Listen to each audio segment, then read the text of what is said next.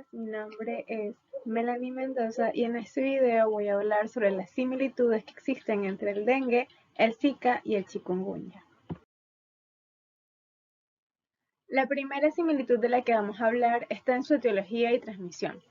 Tanto el dengue como el Zika son virus que pertenecen a la familia de los flavivirus del género Flaviviridae, mientras que el chikungunya es un virus que pertenece a la familia de los alfavirus del género Tongaviridae.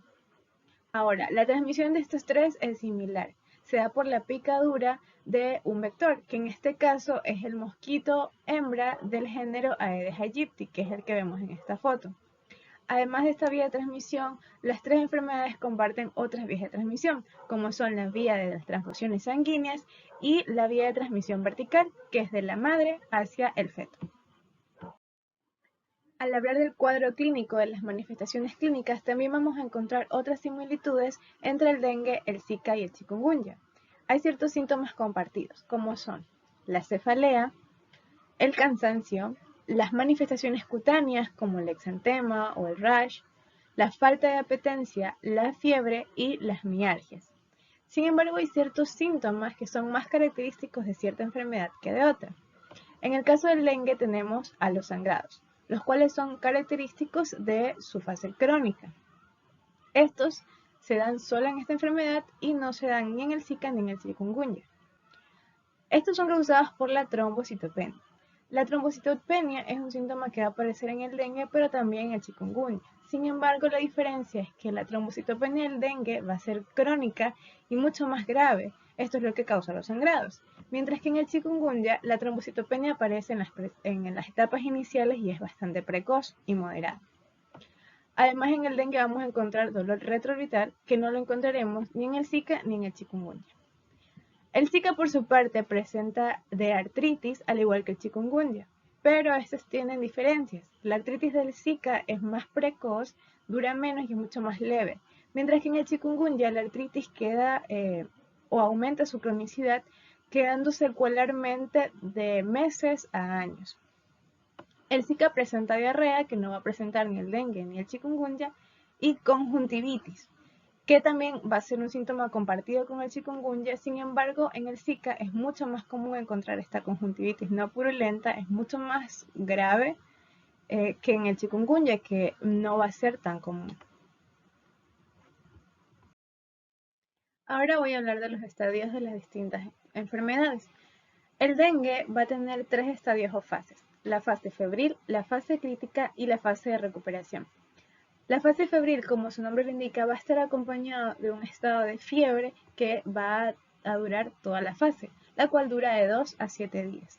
Además, va a presentarse deshidratación y en el hemograma se va a evidenciar una marcada leucocitopenia, es decir, una reducción de los glóbulos blancos, mientras que los valores de las plaquetas se van a mantener en la normalidad.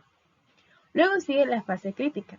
Esta fase es importante ya que aquí hay una marcada trombocitopenia, lo cual va a causar que hayan sangrados. Además, la temperatura va a mantener los valores normales en esta fase, no va a ser una fase febril, sino va a ser afebril, y los sangrados, si llegan a ser importantes, pueden causar que el paciente entre en estado de shock. Además, si existen comorbilidades, puede haber daño orgánico, presentándose además una extravasación del líquido plasmático.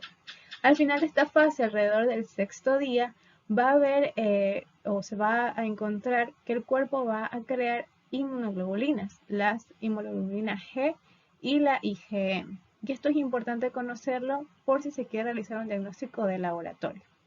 Finalmente entramos a la fase de recuperación, que como su nombre lo indica, va a haber en esta fase una mejoría del estado general. Hay una reabsorción de todo este líquido extravascular de la fase crítica, lo que va a causar un exantema clásico, conocido como islas blancas en marea roja. Como lo podemos ver en la imagen, justamente porque hay unas manchas blancas que van a estar sobre una piel eritematosa. Asimismo, los niveles en el hemograma de plaquetas, de leucocitos y de glóbulos rojos se van a normalizar. Los estadios del chikungunya van a ser fase aguda, subaguda y crónica. En una fase aguda que dura de 7 a 10 días, uno de los principales síntomas que se van a presentar, además de los ya mencionados anteriormente, es el dolor articular. Esto va a causar una inflamación en las articulaciones que va a ser simétrica y que ataca en especial a la muñeca, al codo, la rodilla y los tobillos. Además va a haber un eritema cutáneo en esta fase y fiebre. Luego de pasados los 10 días entramos a la fase subaguda. Esta fase subaguda se ve caracterizada especialmente por la permanencia de la artritis, de la inflamación de las articulaciones. Es una fase afebril y en donde la mayoría de los síntomas que se presentaron en la fase aguda han sido superados. Esta fase dura hasta 3 meses y una vez que se pase ese tiempo entramos a la fase crónica. Y en esta fase solamente suele presentarse aún los problemas articulares, aún se presenta la artritis, la cual puede llegar a durar de estos 3 meses hasta aproximadamente 2 años, lo cual es importante dar a conocer al paciente porque esto es uno de los principales síntomas de preocupación en ellos. De las 3 enfermedades, el Zika es la que se presenta generalmente sintomática. Alrededor del 80% de los casos son asintomáticas. Esta no tiene estadios, ya que en caso de presentar síntomas es bastante leve.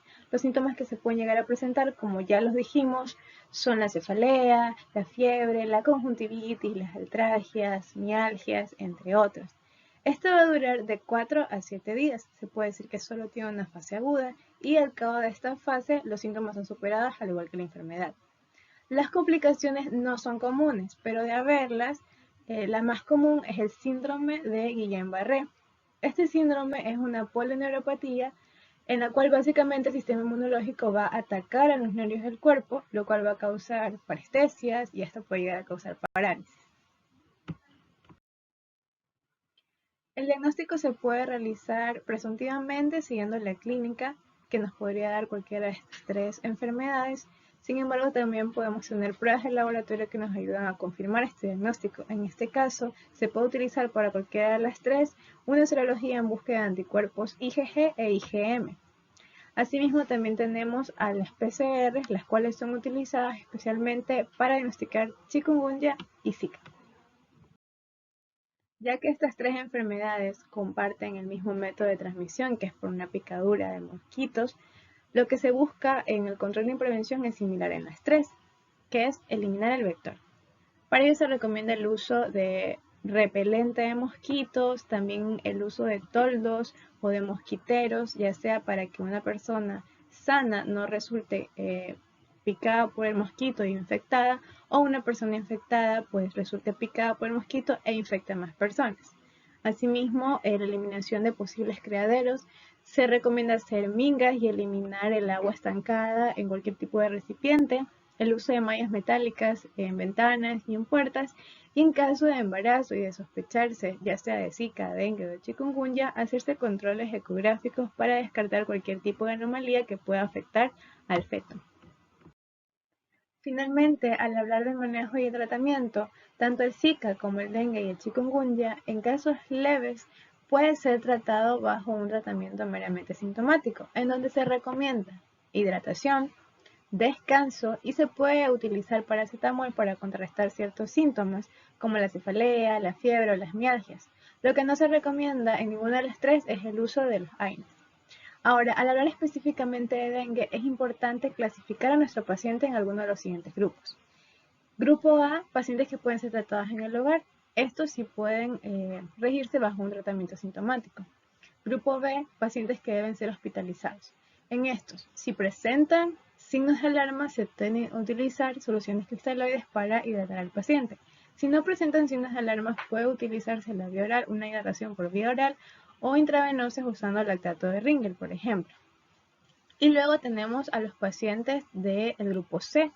Estos son aquellos mucho más graves en donde se usan soluciones cristaloides más elevadas. O en caso de que el paciente no responda o entre en shock o hay alguna comorbilidad, se puede llegar hasta las transfusiones sanguíneas. Muchas gracias.